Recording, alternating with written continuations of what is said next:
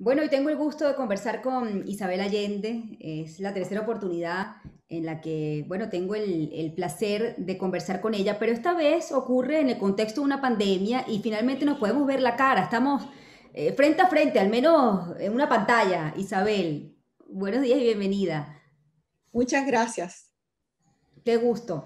Oye, Isabel, usted ha escrito sobre su vida, usted se ha leído, pero es la primera vez que usted ha visto su vida en pantalla con este documental que se ha estrenado en HBO. ¿Cómo se ha visto usted retratada en la televisión? Bueno, primero que nada, fue una sorpresa que me eligieran a mí para hacer, para invertir, digamos, tanto talento y dinero y tiempo en hacer esa miniserie de 3 episodios. Y me dio un poco de miedo al principio porque pensé que quedaba en manos de otra gente mi vida para ser expuesta según el criterio de ellos. Pero resulta que yo soy una figura pública, entonces no tengo ninguna posibilidad de parar el proyecto. Lo que podría hacer sería después alegar, pero ¿quién lo hace? Pero afortunadamente pudimos ponernos de acuerdo para que yo contribuyera con los archivos de mi oficina para que pudieran ver fotografías y material de todo ese trayecto, que son 50 años de mi vida. Y lo hicieron con un gran respeto, con gran dignidad, con una sensación de colaborar conmigo y no atacarme. Mm. Lo único que les pedí fue que tuvieran cuidado con la otra gente que aparece en la pantalla, que son miembros de mi familia, que tienen vidas privadas y que tal vez a ellos no les gustaría verse expuestos de esa manera. Y lo hicieron con mucho respeto. Yo espero que nadie se ofenda. Yo por lo menos no estoy en absoluto ofendida, sino que complacida. Y ojalá yo me pareciera a la actriz, eso sí, tan bella. Sí. Pero la parte más emocionante de todo eso fue lo de Paula. La miniserie empieza con Paula enferma en el hospital. Después viene flashback de toda la vida y termina con Paula cuando muere. Y mi hijo, que adoraba a su hermana, no la ha podido ver.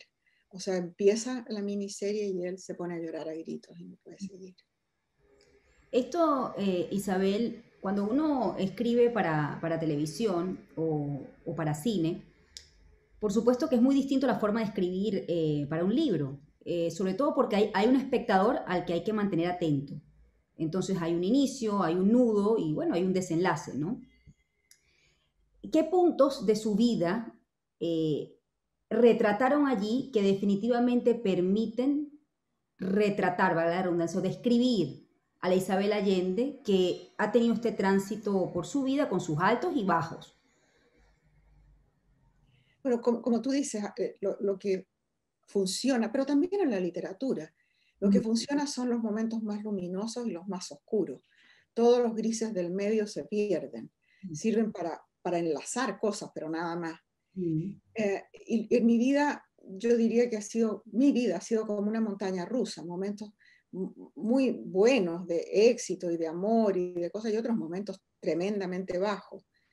Y esas dos partes, esa dicotomía está en la película. Los momentos que eligieron fue la infancia, porque la infancia ha marcado todo lo que he escrito después, sobre todo mi abuelo, la voz de mi abuelo adentro de mi cabeza permanentemente.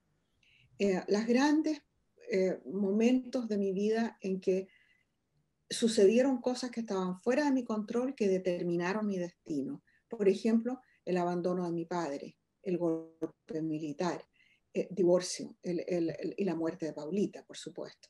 Entonces eso está muy bien hecho en la película, está bien repartido y está, yo diría, tratado con Sí. profundidad. ¿Sabes? Y gente que me conoce como por ejemplo mi actual marido todavía está enamorado porque llevamos poco tiempo casados. Les A tocó él no le gustó tanto la porque pandemia dice que, recién casados. Les tocó vivir la pandemia recién casados. claro, sí que una eterna luna de miel, Shirley, para que estamos aquí encerrados hace meses. Bueno, él dice que muchas cosas que son buenas de mí no aparecen en la serie. Por ejemplo, el sentido del humor o la generosidad o qué sé yo, esas cosas que él celebra. Pero a mí me parece que lo que tú dices, que son los momentos más álgidos los que valen en una película, eso está ahí. Hablando de ese momento, que por supuesto marcó su vida, no solamente porque está allí en esta pantalla, sino incluso hay un libro sobre eso y buena parte de, como usted bien dice, la forma de escribir eh, está supeditada a este evento tan trágico que le tocó vivir, que es despedir un hijo, una hija en su caso, a Paula. ¿Cómo se convive con esa ausencia, Isabel? Con ese hecho tan trágico, tan... Mira, yo recibo cientos de cartas, de mensajes de padres y madres que están pasando por una cosa similar. A veces no es que se haya muerto, sino que ha habido un accidente horrible y temen por ello o tienen alguna enfermedad crónica. Y mira, ese es el dolor más antiguo de la humanidad. Yo nunca me pregunté, bueno, ¿por qué me pasa a mí? ¿Y por qué no? Nos pasa a muchos, a millones de personas que perdemos los hijos y que los hijos se van también. En el caso mío, exorcicé la angustia tremenda del hecho al escribir el libro. Entendí lo que había pasado, porque para mí el año de Paula en coma fue como una larga noche. No pude diferenciar un día de otro, un evento de otro. Lo único que me acordaba era que en algún momento yo la traje de Madrid a California en un vuelo comercial de United en coma. Eso es una cosa que no se podría hacer hoy día, pero en ese momento logré hacerlo. De eso me acuerdo, pero lo demás era todo una sola masa de dolor. Y al escribir el libro día a día, viendo las cartas que yo le había escrito a mi madre y las que ella me escribió a mí, fui diferenciando y dándome cuenta de que la única salida para Paula era la muerte. No había otra. Realmente ella murió en Madrid y lo demás fue un extender una larga agonía. Eso me ayudó mucho al principio. Después que ese libro se publicó, Paula, empecé a recibir miles de cartas, miles. Y ese abrazo colectivo me sostuvo por 2, 3 años hasta que pude volver a escribir y que pude volver a ponerme en pie, digamos. Y después de eso he vivido todos estos años con la presencia de Paula vívidamente conmigo. Primero hay una fundación hecha en su honor que sirve a mujeres y a niñas en muchas partes del mundo, que es el trabajo que ella habría hecho si hubiera vivido lo suficiente. Entonces, al manejar esa fundación, siento que ella está conmigo. Hay fotos de ella por todas partes. Recibo cartas de gente que me dice, acabo de tener una niñita y le puse Paula pensando en tu Paula. Cosas así. Todas las semanas pasan. Entonces su presencia es muy grande conmigo. ¿Uno puede llegar a ser feliz después de haber perdido un hijo? Sí, y se puede reír y bailar.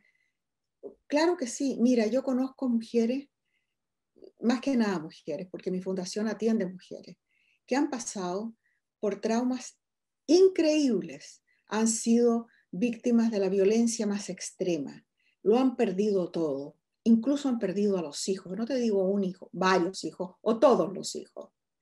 Y esas mujeres que han estado aplastadas son capaces de ponerse en pie, si tienen una oportunidad, de ponerse en pie y volver a vivir. Y son capaces de reírse y de cantar y de bailar cuando tienen la ocasión. Y eso no significa que hayan olvidado el dolor, sino que lo han internalizado, lo llevan bajo la piel como una segunda naturaleza y viven con eso. Y eso a mí me parece extraordinario. Si ellas pueden hacerlo, casi todas nosotros podemos hacerlo. Hablando de mujeres, uno de sus últimos libros, Mujeres del alma mía, es una suerte de memoria, eh, Isabel. Cuando uno escribe sobre su vida y luego, me imagino cuando luego la lee, la repasa, uno no puede ser el mismo, porque bueno, ha hecho como un ejercicio, supongo, Una de reflexión. reflexión, un repaso. ¿Cómo lee usted su vida? ¿O cómo la leyó después de haber escrito este libro? Es una pregunta muy rara esa, porque la verdad es que no lo vuelvo a leer. sino que Usted me dijo una vez que una vez que escribe no quiere leer más. no quiero saber más. O sea, así que la verdad, te digo, no lo he vuelto a leer. Tal vez debería hacerlo porque como es corto, tal vez pueda leerlo. Sí. Pero la verdad, me cuesta mucho. Hay tantas cosas para leer que otra gente está escribiendo que para qué voy a leer lo que ya conozco, que ya lo hice y está hecho y se fue y no lo puedo cambiar. Porque una vez que se publica, ya no me pertenece, pertenece a otra gente y cada persona lo lee a su manera. Tampoco puedo ir a decirle a cada lector, mire, mire, lo que yo quise decir fue, no, pues, ya está hecho, se fue.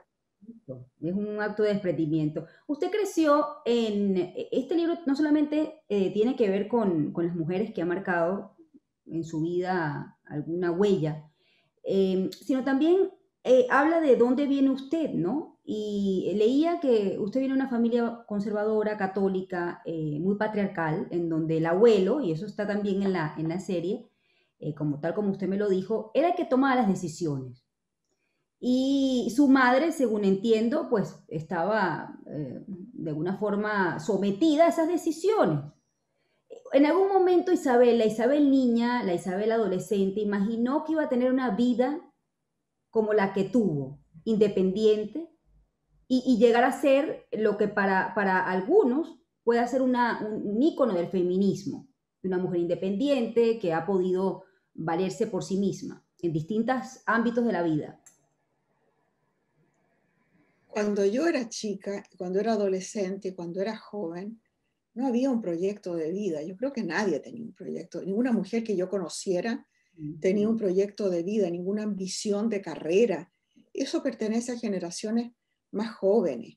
La generación mía, y yo tengo 78 años, uno andaba a palo por la vida y hacía lo que podía, sin un camino previamente trazado, sin muy pocas mujeres, creo yo, y tal vez mujeres que eran científicas más bien, tenían un clara de lo que querían hacer con sus vidas. A nosotros nos criaban para ser mamá de alguien y esposa de alguien. Y si trabajábamos, era para ayudar al marido, era porque queríamos ser tener que depender, que es fundamental en el feminismo, pero no necesariamente una carrera.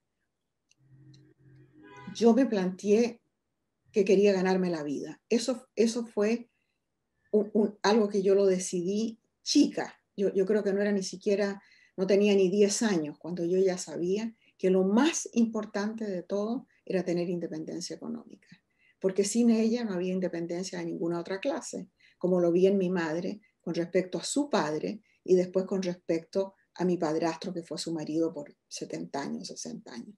Bueno, yo supongo que hay Eh, un yo cuarto, no quería eso, yo quería que nadie me mandara y eso lo logré. un cuarto propio de Virginia Woolf dice precisamente eso, ¿no? Claro, pero la idea de que yo algún día iba a escribir libros, iba Sí. a tener éxito, no jamás se me pasó por la mente. Y cuando escribí La Casa de los Espíritus, la ambición mía era que alguien lo leyera, fuera de mi mamá. Y cuando ya cayó en manos de una agente en Barcelona, de Carmen Balcells, y a ella le gustó el libro, yo ya no quería nada más. O sea, con eso ya yo estaba pagada, absolutamente feliz. Y cada cosa que pasó con ese libro fue como bono, un regalo que caía del cielo. El hecho de que, va, los alemanes lo van a traducir. Mira tú, los rumanos lo van a traducir. Y así se fueron sumando las cosas, pero sin un plan previo. Yo creo que tampoco mi agente tenía un plan. Ahora, ¿cuándo se dio cuenta, Isabel, que definitivamente usted tenía el don de la palabra, que podía dedicarse a eso? Con mi tercera novela, Mm. con Eva Luna.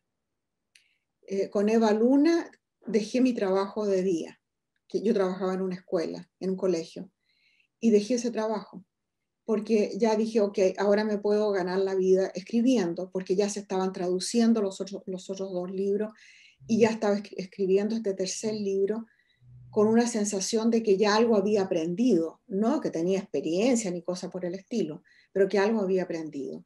Y que si yo tuviera más tiempo, podría dedicarme más a eso. Además, me pasó una cosa curiosa.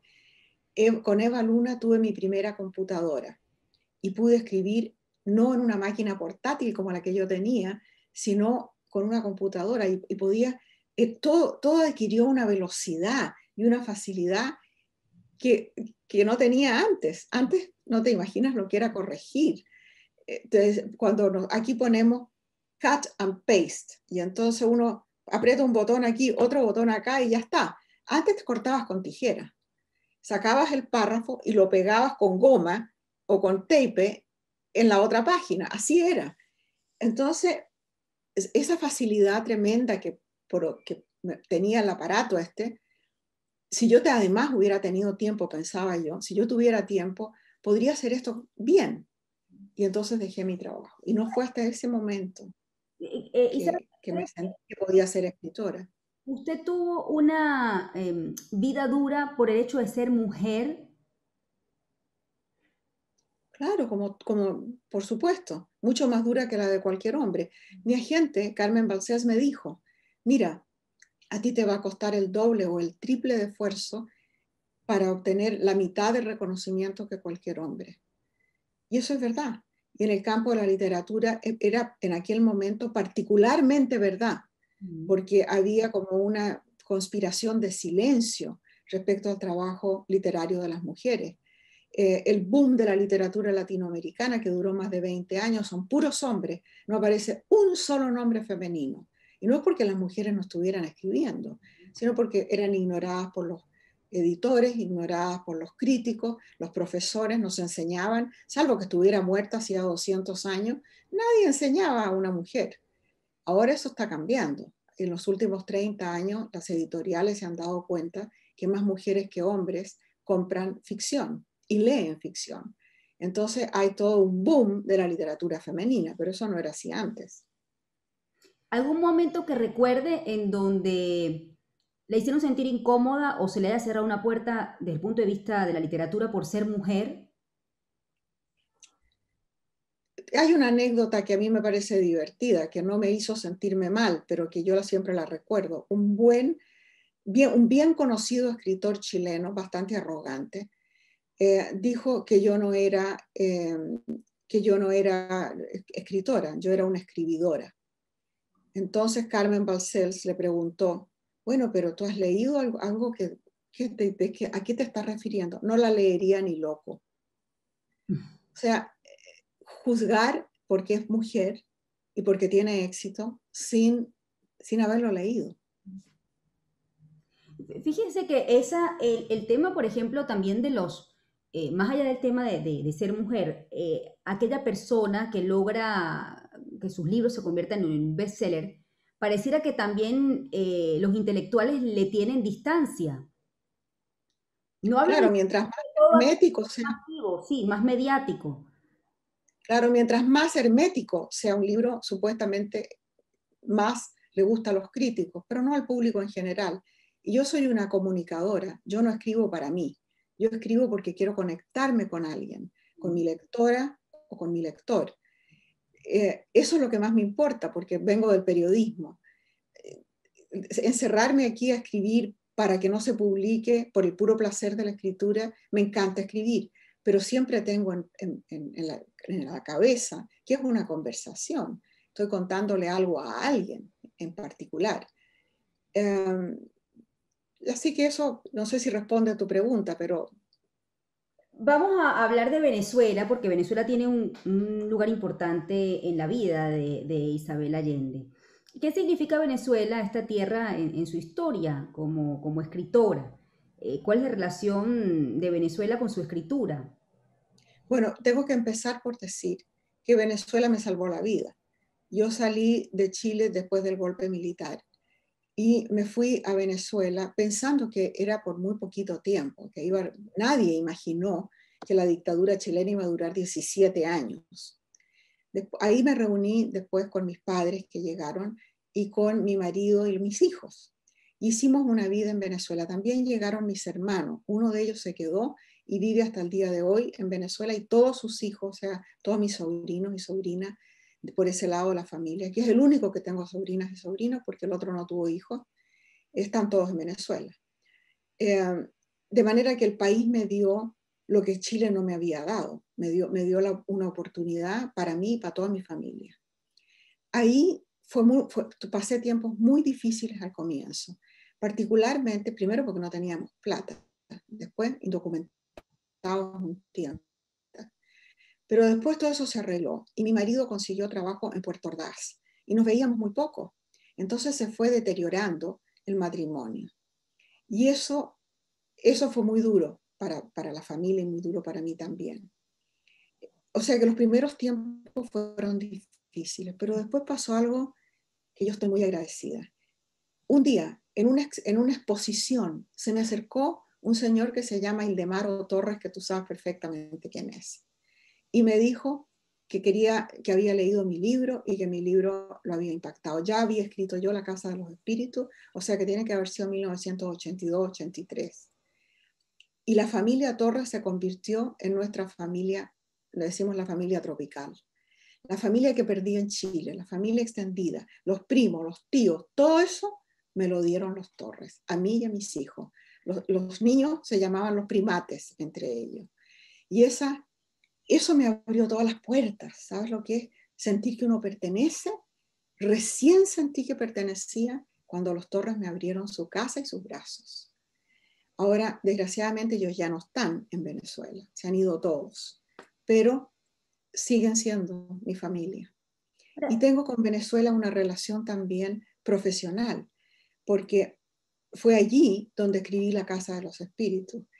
El libro Eva Luna y los cuentos de Eva Luna son profundamente venezolanos. Lo saqué de los periódicos venezolanos para decir la verdad. Sí. Esto que me cuenta habla de un país que, bueno, recibía, así como usted, a muchos que huían de las dictaduras de la región. No sé si tuvo Isabel la oportunidad de ver lo que ocurrió hace unos meses en Chile, en donde las autoridades chilenas deportaron a un grupo de venezolanos y se montó pues toda una operación Sí, me mediática. acuerdo. Me acuerdo. Yo me preguntaba, ¿cómo lo percibe un chileno? Que, ojo, esto es un caso puntual. Yo también sé de casos en donde las autoridades y la comunidad chilena han recibido con los brazos abiertos a muchos venezolanos. Pero esto pasó y hay allí pues una lectura de cómo se maneja, digamos, la política migratoria con respecto a los venezolanos a Chile. Pero sí me preguntaba, ¿cómo percibe una chilena que recibió el calor de nosotros? Y después tienes por contraste que haya sucedido una cosa como esa. Imagínate la vergüenza y la rabia de que algo así suceda en Chile. Ahora, anda a explicarle tú a las autoridades cómo fue la cosa. Sí. No, yo estaba pero horrorizada. Hablemos, Isabel, estoy conversando con Isabel Allende. Vamos a esta entrevista, vamos a extenderla un poco más, pero de este tiempo en Venezuela, más allá de Venezuela, usted ha tenido que emigrar muchas veces. Me parece que, bueno, el exilio, no sé si el exilio ha marcado su vida, su escritura. Si se siente usted que no llega a pertenecer a ningún lado. Es cierto, he sido una eterna extranjera. De chica nací en el Perú, me crié en Chile, después mi mamá se casó con un diplomático, viajamos durante mi juventud, después me casé en Chile, vino el golpe militar, salimos como refugiados a Venezuela, después yo me vine como inmigrante a los Estados Unidos. No pertenezco a ninguna parte y en todas también es cierto. Pero cada vez que vuelvo, por ejemplo, a Chile, estoy feliz por una semana y a la segunda semana ya me doy cuenta que verdaderamente no pertenezco allá tampoco. Allá también soy extranjera en cierta forma, a pesar de que es mi país. Y en Estados Unidos seré siempre extranjera, eh, por muchísimas razones, aunque he vivido aquí más de 30 años. No es malo eso para un escritor, es bueno, porque eso de no pertenecer en una parte significa que tienes que poner mucha atención, eh, observar, escuchar, tratar de entender las normas, tratar de entender la idiosincrasia, la cultura. Y eso te hace particularmente alerta. Uno anda con las antenas listas y en esas antenas vas captando todo y entre otras cosas las historias que vas a contar. Así que no es mala cosa. ¿Qué ha representado, Isabel, llevar ese apellido, Allende, entendiendo su relación con Salvador Allende? con lo que ocurrió y con la vida política que tuvo Salvador Allende en Chile y ah, puede ser la apropiación, sí, de la figura de Allende para otro tipo de ideologías y gobiernos latinoamericanos vinculados con Bueno, lo importante de recordar de Allende fue que Allende tenía una visión de un cambio fundamental en la distribución de los ingresos en Chile, en la, en, en la política chilena, dentro del marco estricto de una democracia y de la Constitución chilena. Bueno, eso sabemos que duró 3 años y no resultó, bueno, no resultó en parte porque la CIA intervino, la derecha, la Iglesia Católica, en fin, podemos echarle la culpa a cualquiera. Pero ese experimento fue frustrado rápidamente. Eh, Llevar el apellido de Allende ha significado para mí una tremenda responsabilidad, porque siento que yo no puedo hacer ninguna cosa demasiado estúpida sin que se refleje en el apellido, para empezar. Mm. Y también, por ejemplo, para los libros, en cierta forma al principio, estoy hablando solo del principio, ayudó el hecho de que yo me llamara Allende porque la gente tenía curiosidad todavía por la dictadura, por lo que había pasado en Chile, sobre todo en Europa. Pero también ha sido un inconveniente porque hay otro lado de esto, en que dicen, bueno, esta Allende es comunista, entonces yo no leo sus libros porque es comunista. Bueno, no ha sido jamás comunista, pero aunque lo fuera, eso habría sido un inconveniente. Es un nombre muy político Sí. todavía. ¿Cuál es el rostro que conoció usted de Allende? Le hago esta pregunta porque en otras entrevistas me dijo que, bueno, su padre las abandonó, no fue una figura presente, y del lado de los Allende, con el único que se tuvo contacto, no cercano, pero sí familiar, fue con Salvador Allende. Me pregunto cuál es el rostro que tiene Isabel en el seno más íntimo de Salvador Allende. Cambió, porque al principio, si me hubieras preguntado esto recién después del golpe militar, te habría dicho que era un tío segundo dentro de la familia y que era un hombre, te podría decir las características personales de él. Pero Mm. después del golpe militar y con el tiempo, se ha convertido en una figura histórica. Entonces ya lo que yo pueda pensar de él como persona es una cosa familiar y personal, pero él ha adquirido ya una presencia tan grande históricamente que sería reducirlo al decirte cuál sería el rostro mío de Salvador. Porque yo lo recuerdo como el hombre que estuvo cerca de nosotros cuando yo era chica, como el amigo de mi padrastro que lo nombró embajador en Venezuela, en Argentina, y que yo lo veía durante la presidencia mucho, porque cuando venía mi padrastro a informar a Chile aquellas cosas confidenciales que no se podían informar de otra manera, nos veíamos como familia. Así que esa personalidad de él, que era la personalidad íntima, no es el personaje que el mundo recuerda para nada. ¿En qué versión o en cuál versión cree la familia con relación al desenlace que tuvo Salvador Allende? ¿Fue asesinado o se quitó la vida? Yo pienso que se quitó la vida porque no hay prueba de que hubiera sido asesinado y un médico íntimo amigo mío, que era el médico de Salvador Allende, identificó el cadáver cuando se exhumó el cadáver para trasladarlo. Y ahí él dijo, yo creo que fue que se suicidó. Entonces yo creo eso porque lo escuché a él personalmente decir eso. Ahora, yo creo que no importa. Él no iba a rendirse jamás, no iba a ir al exilio tampoco como tantas ex gobernantes que terminan en un exilio. Él iba a morir con las botas puestas, lo dijo claramente siempre.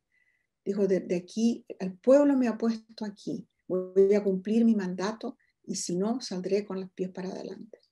Conversando con Isabel Allende hoy en Chile Radio. Isabel, hablemos de la pandemia. ¿Tienes planeado escribir sobre la pandemia?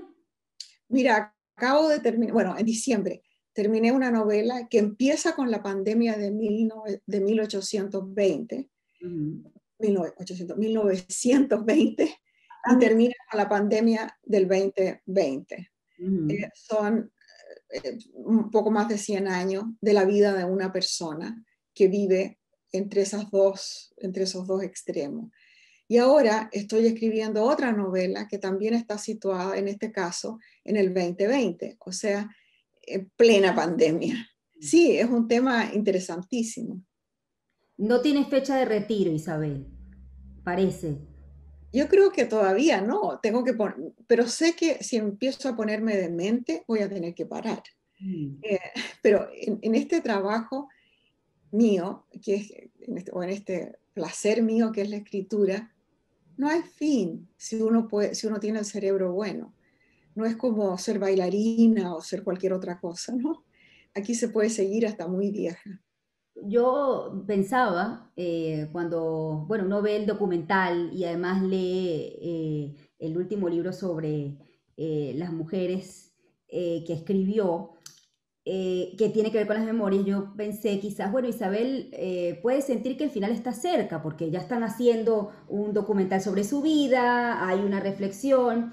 Eh, ¿Siente temor, Isabel, del final, de la muerte? No, para nada, para nada. Lo único que me da un poco de miedo es depender, porque como te dije al principio, lo único que he querido siempre es ser independiente, que nadie tenga que ocuparse de mí. Y eso espero poder mantenerlo hasta el final. La única persona que podría hacerlo es mi hijo y no le quiero dar esa carga. Pero de la muerte no tengo ningún problema con la muerte, ninguno. Isabel, ha sido un gusto conversar con usted esta mañana. Le Muchas agradezco gracias, mucho. Shirley. Bueno, Un estaremos gusto conversar contigo y verte la cara por fin. sin duda. Igual. Bueno, que te vaya muy bien. Gracias. Hasta luego, gracias.